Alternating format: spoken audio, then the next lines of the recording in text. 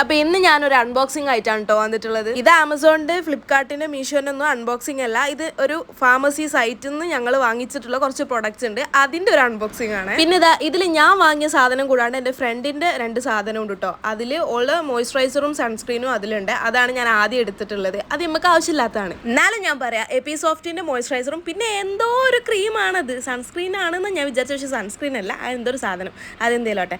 പിന്നെ ഇതാണ് നമ്മളെ പ്രൊഡക്റ്റ്. ഈ ഒരു ഫേസ് വാഷ് എന്തുകൊണ്ട് ആരും ഇതിനെപ്പറ്റി ഒന്നും പറയാത്ത, ഇത് എന്തുകൊണ്ടാണ് ഇത്രയും വൈറലാവാത്തതെന്ന് എനിക്കൊരു ഐഡിയ അല്ല കേട്ടോ.